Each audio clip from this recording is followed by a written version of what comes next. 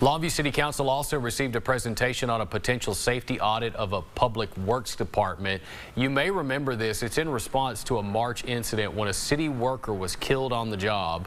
According to the investigation, 23-year-old Buddy Palmer died from blunt force trauma from a high-pressure water hose.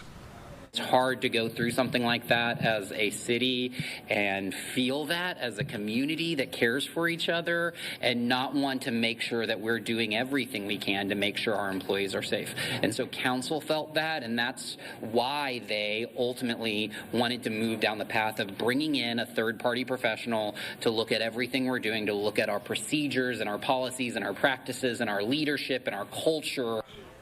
Nothing was approved tonight. Council is expected to take up the proposal at their next meeting.